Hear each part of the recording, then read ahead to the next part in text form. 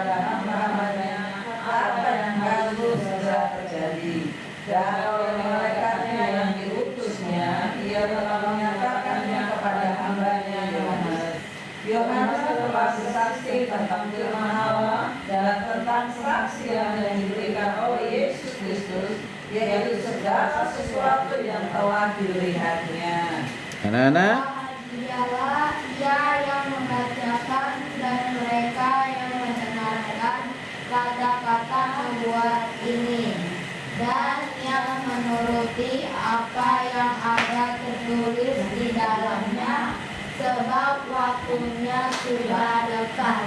oke, Bang Pria, dari Yohanes kepada ketujuh jemaat di daerah Asia, anugerah dan damai sejahtera menyertai kamu dari Dia yang ada, yang sudah ada, dan yang akan datang, dan dari ketujuh roh yang ada di hadapan tahtanya.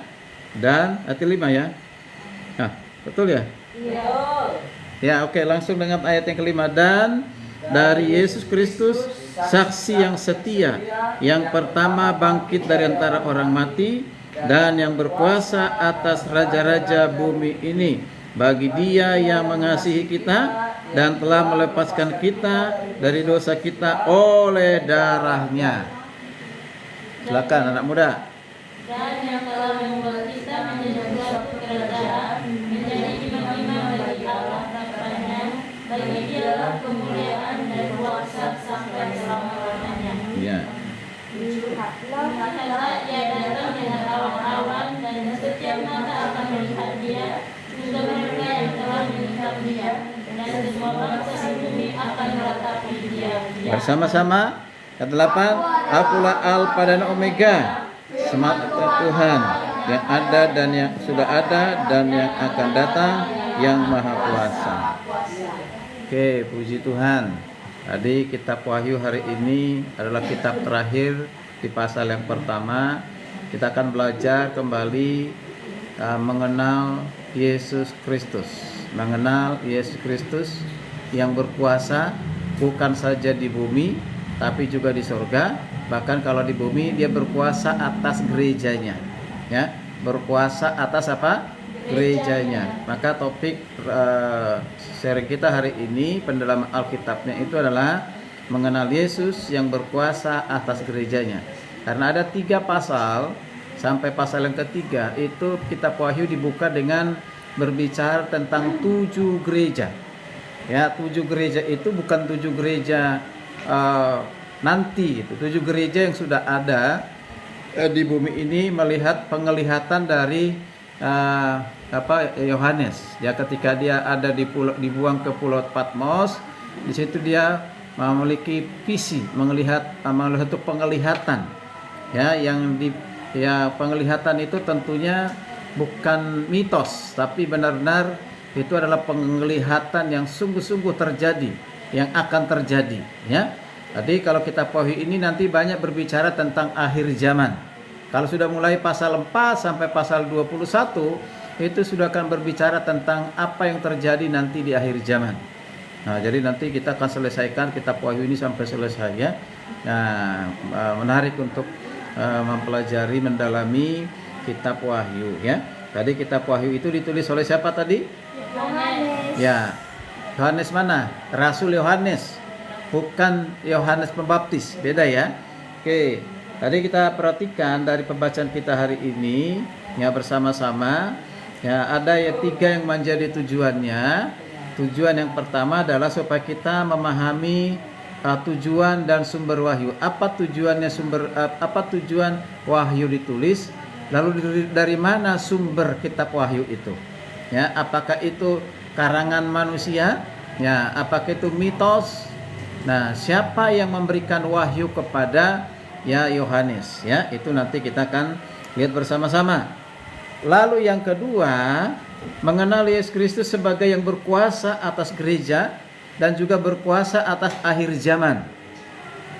Ya, oke, itu yang kedua. Lalu yang ketiga, tujuan yang ketiga adalah menghayati makna keselamatan dan pengharapan kehidupan yang akan datang. Ya, pengharapan yang akan datang yang hanya ada di dalam siapa? Yang hanya ada di dalam siapa? di dalam Yesus Kristus, ya. Ya, jadi bicara tentang kesudahan segala sesuatu itu berarti bicara tentang dunia yang akan habis, yang akan musnah. Jadi dunia yang kita injak yang sekarang di mana kita hidup, ini suatu saat lenyap semuanya. Gunung, laut, apapun yang kita lihat di dunia ini suatu saat lenyap. Itu bukan mitos, bukan hanya satu cerita, tapi itu akan menjadi kenyataan. Tapi banyak orang tidak percaya. Yang sama seperti zaman Nuh. Ya. Tuhan sudah perintahkan Nuh ya untuk buat bahtera karena dunia akan dihukum dengan apa? Air bah, sehingga disuruhlah Nuh dengan keluarga membuat apa? Bahtera, ya bahtera. Udah diperingatin oleh Tuhan dan juga diperingatin oleh Nuh, termasuk ketika mereka membuat bahtera yang besar itu, mereka malah diolok-olok, ya diolok-olok oleh orang-orang lain. Nah itu orang gila bikin bahtera perahu di atas gunung, jauh dari laut. Nah bagaimana dia caranya nanti mengangkat itu? Mereka tidak percaya hal itu. Nah apa yang terjadi? Setelah bahtera selesai, mulai turun hujan besar, tidak berhenti. Akhirnya banjir, mulailah bahtera itu mulai apa?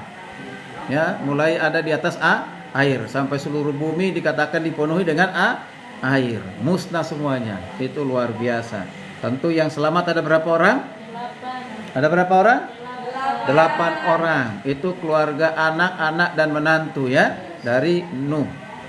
Nah, seperti itu yang sekarang. Banyak orang tidak percaya kalau Yesus Kristus itulah Tuhan. Ya? Nah, tidak percaya tentang nanti ketika akhir zaman Yesus Kristus akan datang ke dunia ini. Ya, akan datang menghakimi semua orang. Ya, tapi orang tidak percaya. Tapi nanti suatu saat setelah kejadian mengalami menyesal, dan penyesalan itu tidak ada artinya, ya, tidak ada lagi kesempatan untuk bertobat nanti. Ya, bertobat itu sekarang. Maka keselamatan dan pengharapan kehidupan yang akan datang itu adalah hanya ada di dalam Yesus Kristus. Oke. Jadi di Wahyu 1 ayat 1 sampai 8 yang sudah kita baca tadi, ini adalah pembukaan kitab Wahyu yang berisi pengantar tentang sumber. Ya, sumber kitab Wahyu dan juga apa tujuan dari kitab Wahyu. Jadi jelas ayat yang sudah kita baca tadi menekankan tentang apa? Pentingnya memahami wahyu baru, maksudnya wahyu sebagai pesan dari siapa? Pesan dari Yesus Kristus tentang akhir zaman. Apa yang akan terjadi di akhir zaman ini kita bisa memperhatikan nanti di kitab Wahyu. Mari kita perhatikan pertanyaan diskusi. Ada 4 pertanyaan saja, nggak usah banyak-banyak. Ya, pertanyaan yang pertama, siapa sumber wahyu? Ya, dalam Wahyu 1 ayat 1. Siapa sumbernya? Siapa sumbernya? Kalau dilihat dari ayat 1 itu siapa sumbernya? Coba baca lagi ayat 1. Ya, inilah wahyu Yesus Kristus. Wahyunya yang diterima oleh Rasul Yohanes itu wahyu dari siapa? Dari Yesus Kristus. Ya, sumbernya adalah dari Yesus Kristus. Dan saya perhatikan, inilah wahyu Yesus Kristus yang dikaruniakan oleh siapa? Allah kepadanya, ya kepadanya. Nah, jadi kita sudah belajar banyak tentang ayat firman Tuhan yang membuktikan bahwa Yesus Kristus itu adalah Tuhan, ya, ini adalah Tuhan. Nah, makanya kalau di ayat ini kita lihat bersama-sama dikatakan dikaruniakan Allah kepadanya, yaitu wahyu. Nah, jadi kita lihat di sini yang sumber wahyu yang diterima oleh Rasul Yohanes itu bukan dari dunia ini, bukan dari manusia, bukan dari nabi, tapi dari siapa? Langsung dari Yesus Kristus. Nah, kalau langsung dari Yesus Kristus, ya jangan diragukan lagi. Itu ya. Nah, dialah kan seperti dikatakan oleh Yesus, akulah jalan, kebenaran, dan hidup. Tidak seorang pun yang datang kepada Bapa kalau tidak melalui aku. Nah, Yesus Kristus itu adalah kebenaran. Kalau dunia meragukan di atas kebenaran, kita dengan kitab yang sudah kita pegang, yang mengatakan dia kebenaran, maka kita harus percaya. Oke, jadi sudah terjawab pertanyaan pertama ya. Jadi sumber wahyu itu adalah siapa? Ya, Yesus Kristus ya, yaitu Allah, dikatakan Allah yang memberikan wahyu kepada Yesus Kristus. Oke. Nah, dia adalah Allah itu sendiri. Kemudian pertanyaan yang kedua. Apa pertanyaan kedua? Apa tujuan wahyu ditulis menurut ayat yang pertama? Apa tujuannya kitab wahyu itu ditulis? Masih di ayat yang pertama. Bisa lihat apa tujuannya? Supaya ditunjukkannya kepada hamba-hambanya yang harus segera terjadi. Ia telah menyatakan apa kepada hamba-hambanya Yohanes dengan perantaraan para malaikatnya yang diutusnya. Jadi apa tujuannya? Untuk apa tujuannya? Tujuannya itu apa? Ya. Untuk ditunjukkan di situ udah jelas ya, supaya kata supaya itu berarti tunjuk. Itu adalah tujuan. Untuk apa? Ya, jadi tujuan wahyu itu adalah untuk menunjukkan kepada hamba-hambanya atau hamba-hamba Allah, ya, termasuk kepada jemaat, yaitu apa yang akan terjadi ke depan. Berarti belum terjadi. Nah, kan di situ ada kata itu. Nah, apa yang harus segera terjadi, segera. Berarti ini belum terjadi, akan segera terjadi. Nah, itu. Nah, ini kita belum melihat, belum merasakan, belum mengalami ya peristiwa itu, tetapi sekarang sebelum itu terjadi sudah diberitahu kepada kita. Ya.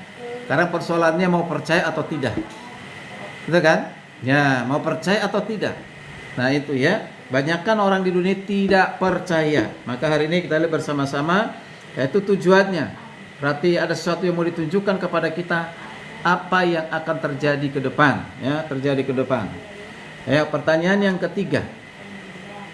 Pertanyaan ketiga ini berhubungan dengan ayat yang kelima sampai ke-6, masih di pasal 1. Nah, oke, pertanyaannya apa? Bagaimana Yesus Kristus digambarkan dalam Wahyu 1 ayat 5 sampai 6? Bagaimana Yesus itu digambarkan? Di ayat yang kita perhatikan di ayat yang keberapa tadi? Ayat ke-5 dan ke-6. Coba kita perhatikan, ya. Oke. Bahwa Ayat ke-5 dan ke-6 apa dikatakan di situ? bahwa dia yang pertama bangkit di antara orang mati. Ya, yang pertama dikatakan Yesus Kristus saksi yang setia. Itu dulu. Dikatakan bahwa Yesus Kristus itu adalah saksi yang setia. Ya, saksi yang setia. Oke, ini harus kita pegang nih ya. Nah, karena nanti ada hubungannya dengan kitab Wahyu pasal 3. Ya, sampai pasal 3 itu berhubungan tentang Yesus Kristus. Ya, Yesus Kristus itu pertama dikatakan saksi yang setia. Oke, setelah itu dikatakan apa? Dialah yang pertama bangkit dari antara orang mati. Nah, Yesus Kristus adalah orang yang pertama bangkit dari antara orang mati dan hidup untuk selama-lamanya. Ya, kalau ada Lazarus dibangkitkan dari kematian, apakah dia terus mati hidup selama-lamanya? Tidak, dia mati lagi. Nah, jadi tidak ada satu manusia yang pernah bangkit dari kematian lalu hidup selama-lamanya kecuali siapa? Yesus. Kecuali Yesus. Ya, kecuali Yesus. Semua manusia siapapun dia di dunia ini, orang kaya, orang terkenal, orang tersohor, punya harta, kaya raya, triliunan, bahkan dia presiden nomor 1 di dunia ini, tetap mereka akan mati. Ya, dan tidak hidup lagi. Gitu, ya, tidak hidup lagi. Nah, itulah perbedaan Yesus Kristus di dalam kematian dan kebangkitan dengan manusia. Ya, manusia, gitu ya. Dan tidak ada yang seperti Yesus. Sekali lagi, tidak ada yang seperti Yesus yang telah mati bangkit untuk hidup selama-lamanya sampai hari ini. Ya, Yesus Kristus itu ada di sorga. Ya, oke. Nah, jadi kita perhatikan, dan itu juga menjadi dasar kebangkitan orang percaya. Nah, nanti suatu saat Paulus sudah mengatakan bahwa kita ini akan memiliki namanya tubuh kemuliaan. tubuh kemuliaan yang dikaruniakan oleh Tuhan di dalam Yesus Kristus kepada setiap orang yang sudah percaya kepada Kristus. Tubuh kemuliaan itu adalah tubuh kemuliaan yang hidup untuk selama-lamanya. Ya, itu ya, siapa yang merindukan itu? Ya, tentunya kita semua. Kemudian apalagi dikatakan tentang Yesus? Yang berkuasa atas raja-raja di bumi ini. Nah, boleh presiden berkuasa, raja berkuasa, ya, di daerah masing-masing berkuasa, ya. Nah, masih pemerintahan dunia berkuasa sekarang ini. Tapi suatu saat nanti dia akan hadir menjadi raja di atas segala raja, yang disebut dengan bahasa Inggrisnya King of King. Wow. Tidak ada King of King yang hidup sekarang ini. Kalau dia pun raja, dia memiliki apa? Keterbatasan. Ya, tempatnya. Di Jawa sana banyak raja nggak? Ada kerajaan keraton. Ada kerajaan apa lagi? Hah? Ya, ada kerajaan-kerajaan. Ya, itu terbatas. Ya, terbatas. Tapi nanti Yesus kalau dia sudah datang, dia akan memerintah, ya, raja di atas segala raja. Nah, kita ini siapa? Kita juga raja. Raja, yaitu apa? Memerintah bersama dengan Yesus. Jadi, King of King-nya adalah Yesus, kita ini juga raja-raja. Maka kita ini sebenarnya bukan anak raja.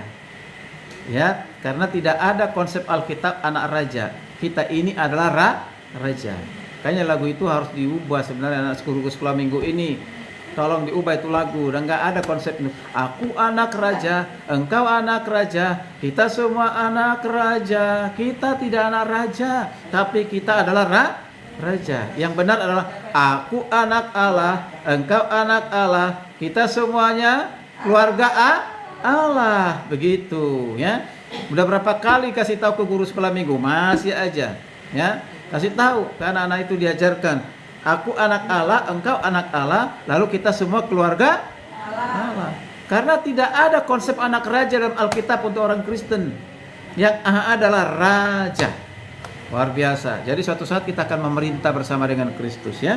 Itu bukan mimpi, bukan mitos, dan itu akan menjadi kenyataan. Oke, sekarang kita lihat lagi tentang Yesus. Karena ini penting sekali sampai 6. Hah? Dia yang mengasihi kita. Ya, Yesus yang mengasihi kita. Luar biasa. Itu kasih Tuhan, kasih Yesus, itu namanya kasih agape, kasih ilahi, kasih yang tidak ada batasnya. Dikasihi bukan karena kita mengasihi atau kita dikasihi karena anugerahnya. Maka kasih itu membuat kita mengasihi itu Tuhan. Kasih walaupun kalau dihitung dari segala dosa, kesalahan, pelanggaran kita, kejahatan kita, masa lalu kita, tidak satu pun yang layak manusia untuk dikasihi. Ya, manusia itu setelah jatuh dalam dosa bejat, banyak bohongnya, banyak dustanya, banyak tipu-tipunya, ya kan gitu, ya. Nah, tapi ketika datang kepada Tuhan, mohon ampun kepada Tuhan, Tuhan terima, Tuhan ampuni. Nah, baca lagi ayat yang berikutnya. Melepaskan kita dari dosa oleh darahnya. Wow, luar biasa. Jadi darah yang ditumpahkan oleh Yesus di kayu salib itu adalah darah pengampunan, menggantikan domba-domba yang dikorbankan di perjanjian lama, yang itu sifatnya hanya korban darah sementara. Itu nggak bisa menebus manusia. Yang dapat menebus manusia dari dosa kejahatan itu adalah apa? Darahnya Yesus. Ya, maka dia katakan ada kuasa dalam darahnya, darah domba Allah, ada kuasa dalam darahnya. Terus darah domba anak Allah, gitu. Nah, jadi diumpamakan Yesus itu seperti domba Allah. Ya, karena kata domba itu berarti yang dikorbankan. Ya, kalau ada orang yang tidak mengerti, waduh hina banget kok manusia dibilang domba, kan gitu, ya. Ya, nah itu karena nggak paham. Ya, nggak paham. Ada itu salah satu perempuan mualaf itu, ya. Nah, itu hina sekali manusia ini di dalam Alkitab, kok kita ini dibilang anak-anak domba kan gitu. Bahkan Yesus itu disebut domba, kata saya dengar ceramahnya seperti itu ya. Nah itu karena nggak paham ya. Nah sebenarnya orang seperti itu lebih baik agamanya yang barunya yang didalami, jangan menyerang agamanya yang lama, begitu ya. Nah tapi mungkin supaya terkenal kali ya. Oke, jadi itu gambarannya ya, cukup banyak ya. Jadi gambarannya kita lihat di sini bahwa ini inti yang utama itu sebenarnya dari semua itu adalah bahwa Yesus mengasihi kita, Yesus melepaskan kita dari kesalahan dosa kita dengan darahnya. Akan ada ada lagu itu, lagu apa namanya? Darahnya amat kuasa. Hah? Bukan. Aku ditebus bukan dengan perak dan. Bukan dengan barang tanah. Coba lagunya awalnya kemana itu? Bukan dengan barang. Yuk nyanyikan dulu, not ambil nadanya. Oke. Rapnya saja, yuk apa?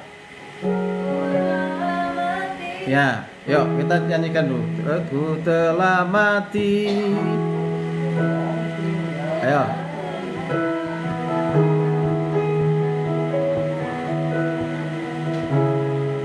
Ayo Ona nyanyi lagunya, jangan malunya. Apa lagunya itu? Saya kurang hafal. Telah mati dan tinggalkan cara hidupku yang lama, semuanya sia-sia dan tak berarti lagi hidup ini. Ku letakkan pada mezbah-Mu ya Tuhan, jadilah padaku seperti yang Kau ingin. Itu mana itunya teksnya yang mengatakan Yang awal. bukan mas Awal. oh di awal. Oke. Ya, coba dari awal dulu, di awal dulu. Ya, itu saya mau kitab itu, mau ngambil itu, kalimat itu. Bukan Dan emas perak Kau membayar dosaku. Terus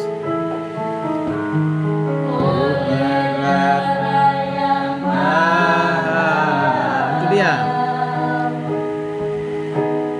Tiada noda dan celah,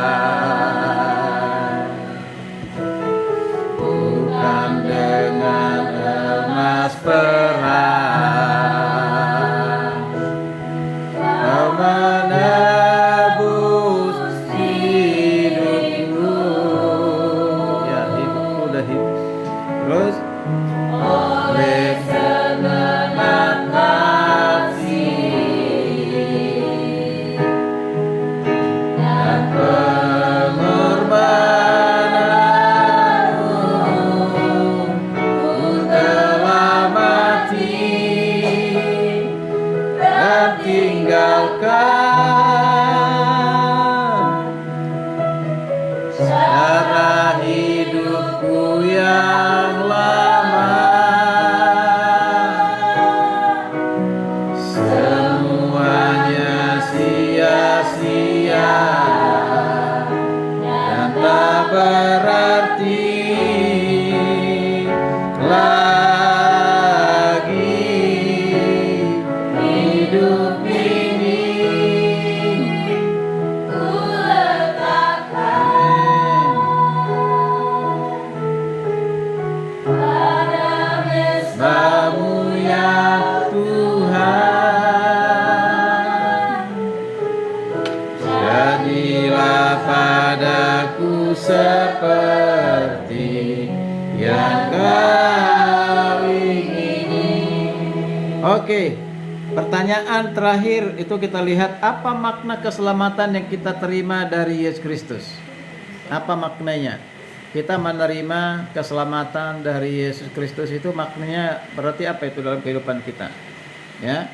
Keselamatan yang sudah kita terima dari Yesus Kristus itu apa maknanya? Maknanya berarti pembebasan. Pembebasan dari mana? Dari dosa. Setelah kita bebaskan dari dosa, kita dibawa ke mana? Surga. Ke sorga. Hidup Tadi kekal. ya, kehidupan yang kekal.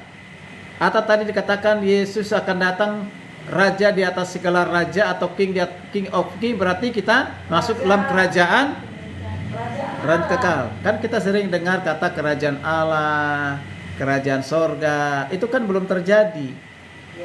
Belum ada terjadi di dunia ini. Tapi suasana sorga itu seharusnya sudah ada ketika kita hidup di dalam damai sejahtera, hidup dalam kebenaran, hidup dalam keadilan. Nah, itu suasana sorga yaitu. Tapi untuk secara lokasi tempat belum, itu nanti akan terjadi. Nah, kita akan ada di sana.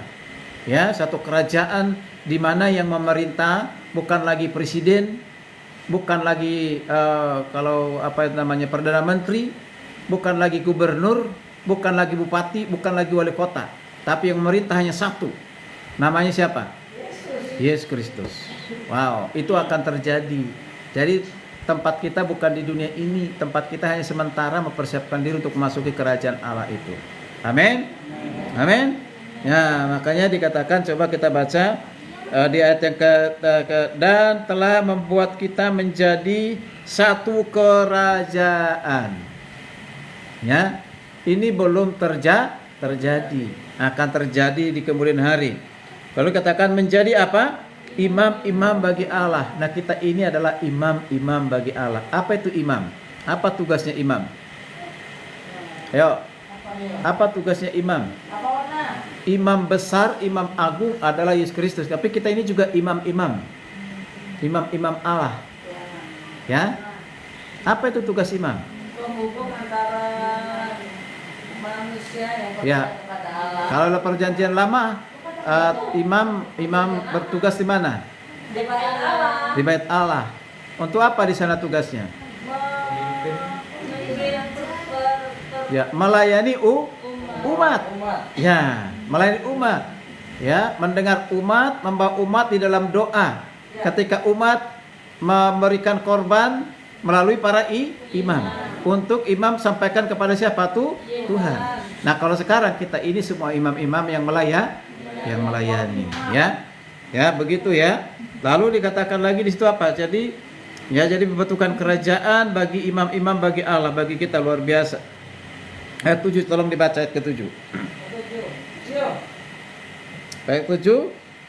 Lihatlah, Ia datang dengan awan-awan dan setiap mata akan melihat dia, juga mereka yang telah menikam dia dan semua bangsa di bumi akan meratapi dia. Ya, amin.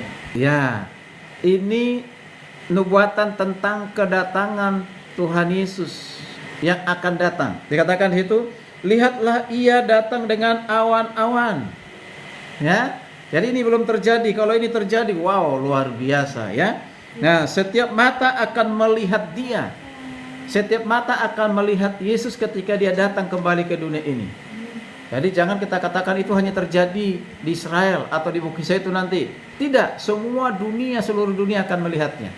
Ya. Ya, termasuk Indonesia akan melihatnya. Nah, juga mereka yang menikam dia, siapa yang menikam Yesus? Ya, apakah mereka masih hidup pada saat Yesus datang nanti kedua kali? Ya, secara roh mereka kan masih hidup. Ya, itu sekarang ada di neraka penantian untuk penghukuman untuk selama-lamanya.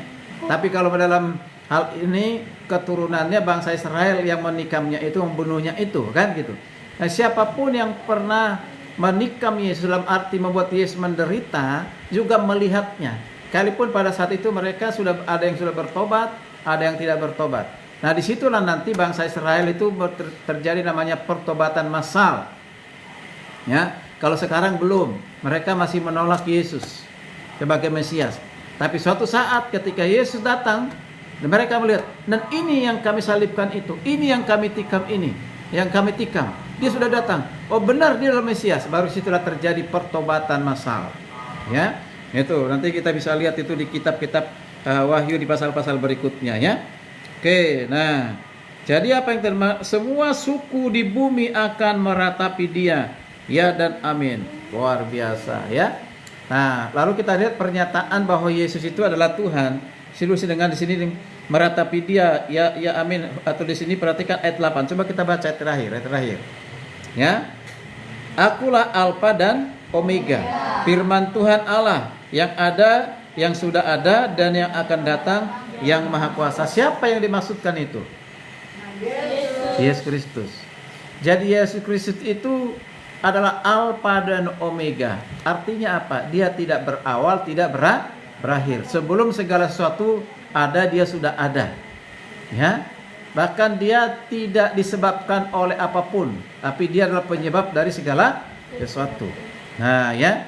Nah, segala sesuatu bergantung kepada dia. Bahkan penopang dari segala sesuatu adalah Allah, tapi dia tidak pernah bergantung kepada siapapun.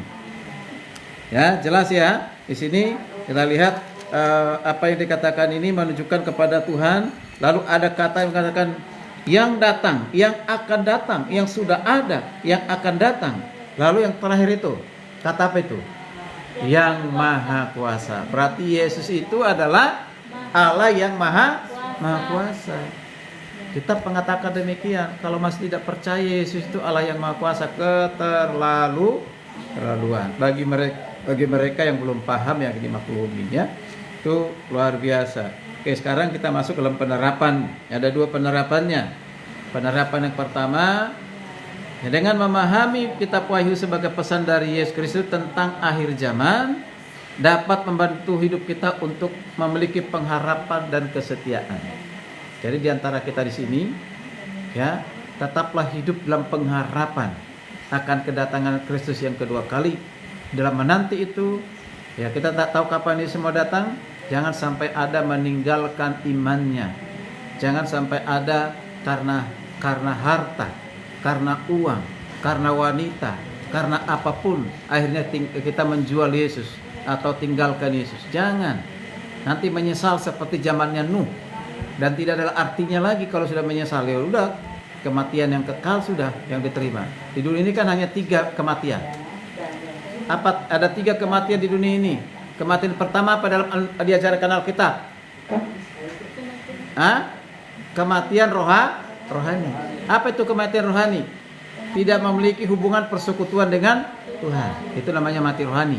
Kemudian kematian apa lagi? Kematian secara fisik. Nah, ini kan mati nih fisik ini. Kalau udah tua, nanti kita nggak tahu kapan. Lalu yang ketiga apa?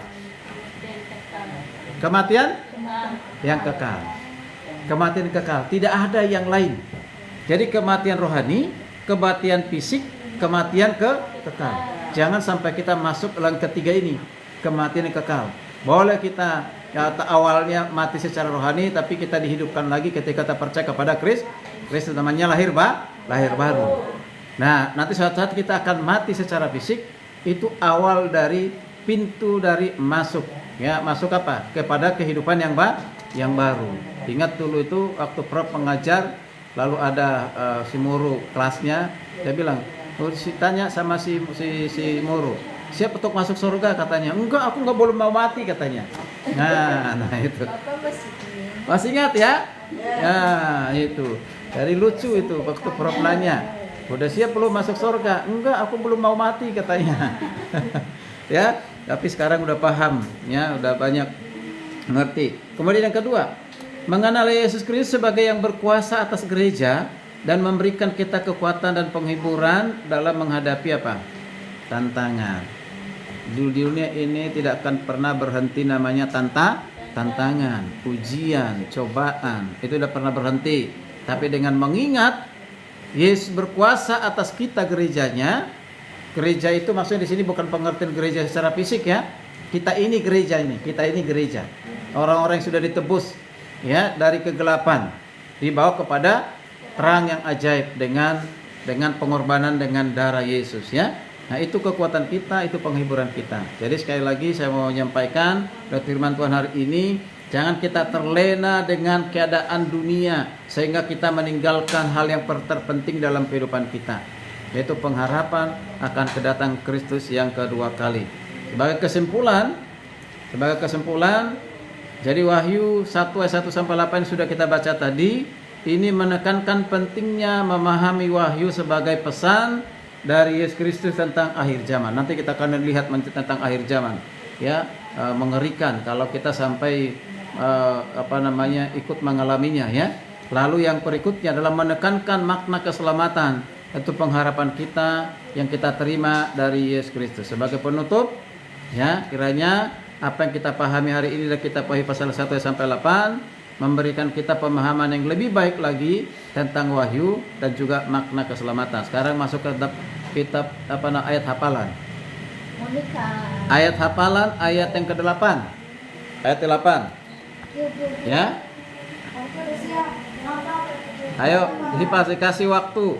Jadi ayat hafalan itu, aku adalah Alfa dan Omega, firman Tuhan Allah yang ada, yang sudah ada, dan yang akan datang, yang Maha Kuasa.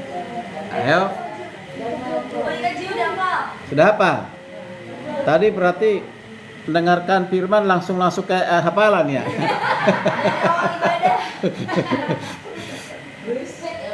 Ayo.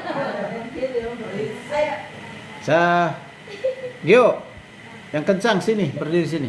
Supaya masuk ke sini kedengaran tuh, didengar oleh orang yang nonton di TikTok. Nah. Wahyu 1 ayat 8. Ya, siang tuh. Aku adalah Alfa dan Omega, firman Tuhan Allah yang ada dan yang sudah ada dan yang akan datang, yang Maha Kuasa. Amin. Mantap, luar biasa. Ayo menikah. Kan udah hafal sampai di luar kepala. Nah. Ayo. Lihat mami, lihat muka mami. Udah pamer. Ayo. Jangan sama kakak berdua. Kakak berani. Berdua. Maunya sendiri kali. Tidak bisa memperhatikan firman karena aku menghafal dari tadi. Cepat. Aku angkat nih kalau. Kamu begitu. Ayo. Udah cepet aku ada pemain sendiri. Aku bandel sama Gio. Temen lagi Gio. Temen-temenku Gio ah. Dia nggak mau sama kakak. Gio. Nggak mau sama aku, dia maunya sama Gio. Ayo. Sekolah minggu maksudnya sama sekolah minggu. Masuk penghafal ayat Alkitab. Anak-anak juga harus belajar membaca Alkitab.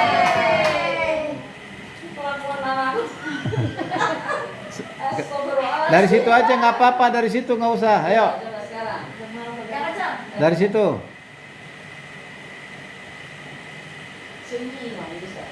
Nggak kedengaran. Atau memang belum disebut? Sudah.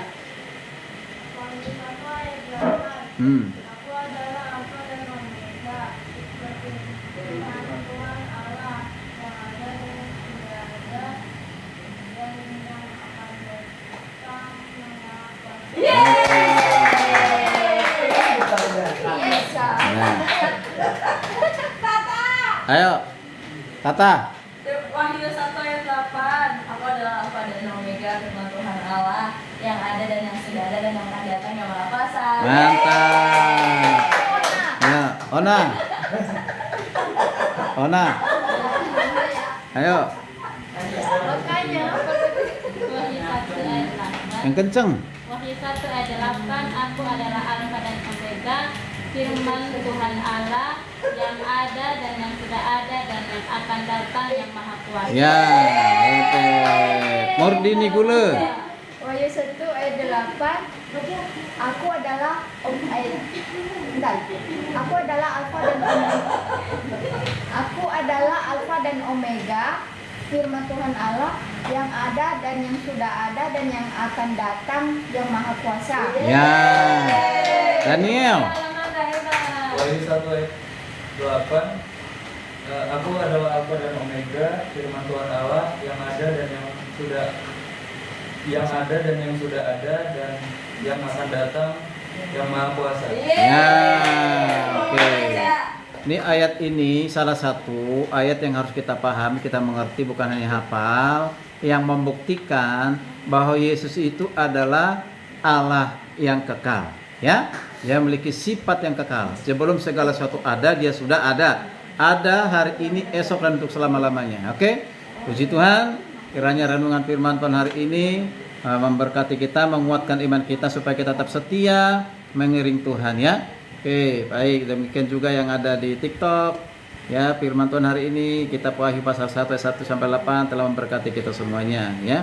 Bahwa Yesus Kristus adalah raja di atas segala raja yang akan mendirikan suatu kerajaan, dan siapa yang masuk dalam kerajaan yang kekal itu mereka yang percaya kepada Kristus sebagai Tuhan dan juru selamat. Sampai ketemu lagi hari Kamis yang akan datang. Shalom, Tuhan berkati.